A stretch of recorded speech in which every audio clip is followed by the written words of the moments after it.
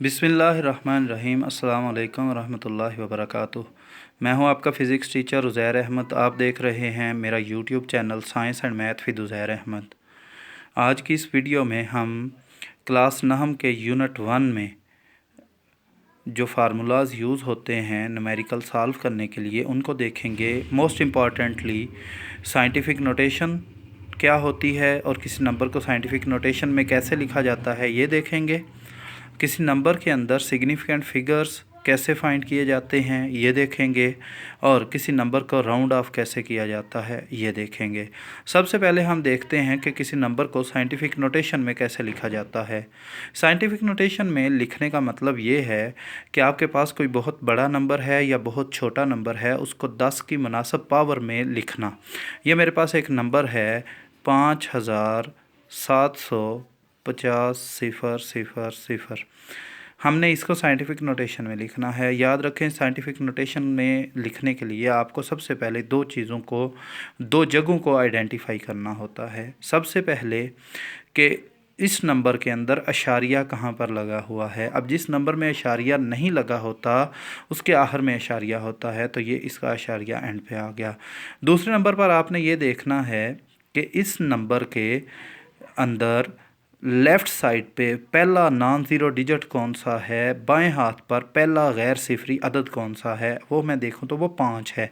5 के बाद आपके पास ये पॉइंट आपने या जगह आपने डिसाइड कर लेनी है और इस जगह को नाम देना है हवाले के मकाम का। अब नेक्स्ट स्टेप में आपने ये करना है कि ये जो पॉइंट आखिर पर है या जहाँ पर भी है उसको हवाले के मकाम वाली जगह पर शिफ्ट करना है। हवाले के मकाम वाली जगह पर शिफ्ट किया तो इसको लिख लिया 5.75 और आखिरी जो ज़ीरोज़ होते हैं पॉइंट अगर उनसे आगे आ जाता है तो उनको लिखने की ज़रूरत नहीं होती। साथ 10 की पावर लिख दें। पॉइंट कितने हिस्से पीछे आया है, 4 और 2 6, तो ये 6 लिख दिया। और पॉइंट अगर पीछे आए तो 10 की पावर के साथ प्लस लिख देते हैं। इस तरह से साइंटिफिक नोटेशन लिखने का काम ख़त्म हो जाता है। दूसरी एग्जांपल अगर हम देखें, ये मेरे पास एक नंबर है जो बहुत छोटा है 0.00007। इस नंबर को अगर मैं इसके आगे 1 भी लिख देता हूँ, मैं साइंटिफिक नोटेशन में लिखना चाहता हूँ, तो मैंने कहा था दो जगह आपने आइडेंटिफाई करनी है। पहली जगह के अशारिया कहाँ पर लगा हुआ है, डेसिमल पॉइंट कहाँ पर है, वो ऑलरेडी हमें मौजूद पता है। दूसरी चीज़, लेफ़्ट हैंड साइड पर फर्स्ट नॉन ज़ीरो डिजिट कौन सा है। लेफ़्ट हैंड साइड पर फर्स्ट नॉन ज़ीरो डिजिट जो है वो 7 है। बाकी सारे जो लेफ़्ट साइड पर डिजिट्स हैं वो 0 हैं, तो 7 के बाद हमारे पास हवाले का मकाम होगा। अब पॉइंट को हम शिफ्ट करेंगे 7 के बाद, तो पॉइंट आगे जाएगा। कितने हिस्से आगे जाएगा, 1 2 3 4 5 6, तो आ जाएगा 7.1 मल्टीप्लाइड बाई 10⁻6। अब पॉइंट आगे गया है तो 6 के साथ माइनस लगा लेंगे। इस तरह से किसी नंबर को साइंटिफिक नोटेशन में लिखना जो है वो आपको समझ आ जाना चाहिए। मैं एक दफ़ा फिर रिपीट कर देता हूँ कि अगर आपने किसी नंबर को साइंटिफिक नोटेशन में लिखना है तो सबसे पहले ये देखना है कि उस नंबर में अशारिया या डेसिमल पॉइंट कहाँ पर है, और फिर दूसरा ये देखना है लेफ़्ट हैंड साइड पर फर्स्ट नॉन ज़ीरो डिजिट कौन सा है।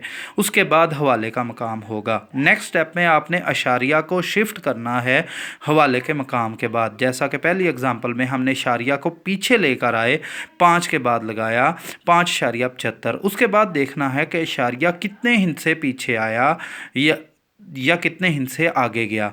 अगर इशारिया यहाँ पर 6 हिस्से पीछे आया है तो हम साथ में लिख लेंगे 10 की पावर प्लस 6। अगर इशारिया आगे जाए, पीछे ना आए, तो फिर हम 10 की पावर के साथ माइनस लिख लेंगे। इस तरीके से किसी नंबर को साइंटिफिक नोटेशन में लिखने का अमल ख़त्म हो जाएगा। किसी नंबर में अहम हिस्से लिखने के लिए डिफरेंट रूल्स हैं। आइए इनको 1 बाय 1 देखते हैं। अगर हमारे पास एक ऐसा नंबर हो जिसके अंदर कोई भी नॉन ज़ीरो डिजिट ना हो, सारे के सारे हिस्से कोई भी ज़ीरो डिजिट ना हो, सारे के सारे जो डिजिट्स हैं वो नॉन ज़ीरो हों, जैसा कि 6716, तो इसके अंदर कोई भी नॉन ज़ीरो डिजिट नहीं है। तो ये सारे के सारे डिजिट्स जो हैं ये अहम होंगे या सिग्निफिकेंट होंगे। इसके अंदर नंबर ऑफ़ सिग्निफिकेंट फिगर्स आएंगे, नंबर ऑफ़ सिग्निफिकेंट फिगर्स वो बराबर होंगे 4 के। ये पहला रूल है कि all non zero digits are significant.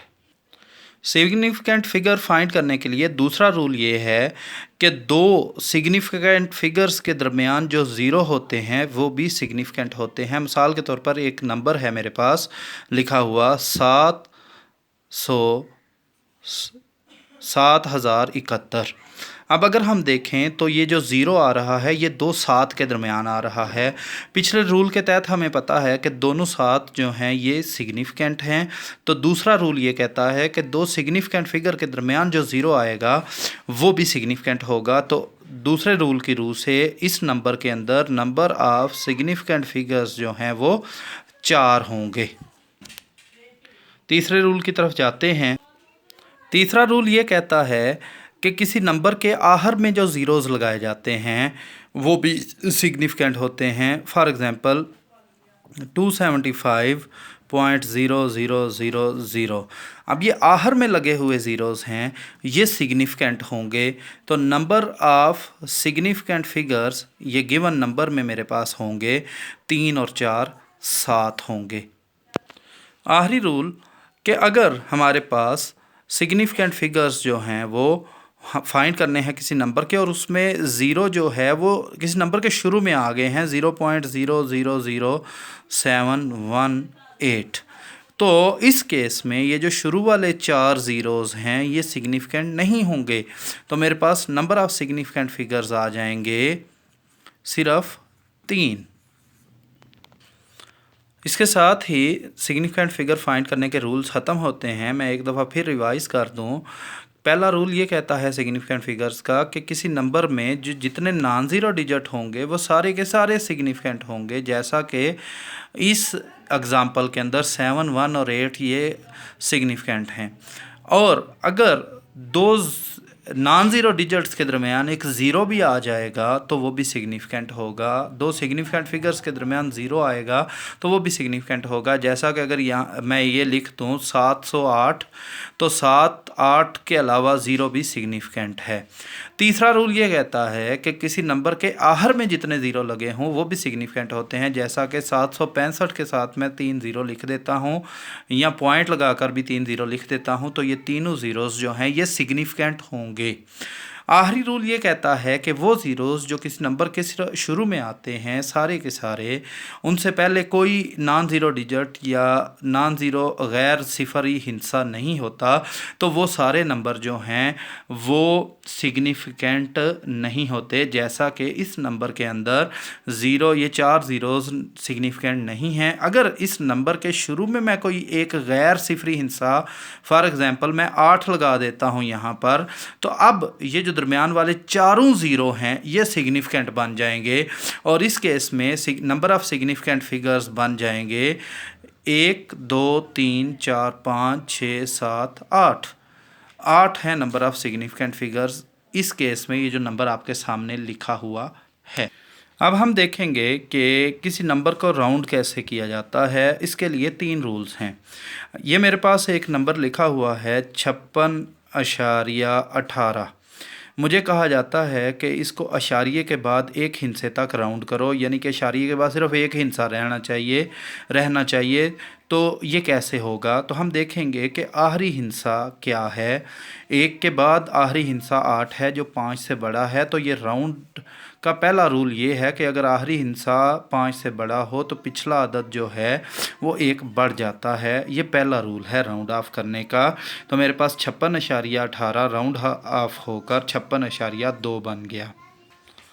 दूसरा रूल ये कहता है कि अगर मेरे पास एक नंबर ऐसा हो कि 56.14 लिखा हुआ है, इशारिये के बाद मैंने इसको एक हिस्से तक राउंड करना है और आखिरी हिस्से के बाद जो आखिरी हिस्सा हमारे पास 5 से छोटा है, तो रूल नंबर 2 ये कहता है कि आप उसको वैसे ही ड्रॉप कर दें, पिछले हिस्से में कोई एडिशन ना करें।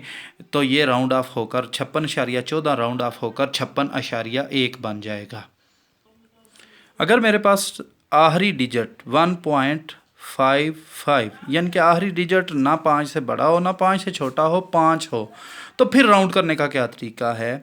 तो फिर राउंड करने का तरीका ये है कि अगर आखिरी डिजिट जो है वो 5 हो और उससे पिछला डिजिट जो है वो एक आड नंबर हो, तो उसको एक इंक्रीज़ कर देते हैं। यानी कि 1.55 जो है वो 1.6 के बराबर होगा। लेकिन अगर 1.65 है तो वो भी 1.6 ही होगा। यानी कि अगर आखिरी डिजिट 5 हो और उससे पिछला डिजिट एक इवन नंबर हो तो उसको चेंज नहीं करना। लेकिन अगर आखिरी डिजिट आड नंबर 5 हो और उससे पिछला नंबर एक आड नंबर हो तो उसको हमने एक इंक्रीज़ कर देना है। इसके साथ ही इस वीडियो का अख्ताम होता है। इस वीडियो में आपने साइंटिफिक नोटेशन, सिग्निफिकेंट फिगर्स और किसी नंबर को राउंड करने के बारे में सीखा। उम्मीद है आपको वीडियो समझ आई होगी। अगर वीडियो के अंदर कोई इम्प्रूवमेंट करना चाहते हैं तो कमेंट्स में ज़रूर लिखिए। अपने दोस्तों के साथ, अपने असातिज़ा के साथ इसको ज़रूर शेयर करें ताकि सब लोग इससे फ़ायदा उठा सकें। आपका फ़िज़िक्स टीचर उज़ैर अहमद, मेरी तरफ़ से आप सबको अल्लाह हाफ़िज़। अस्सलामु अलैकुम।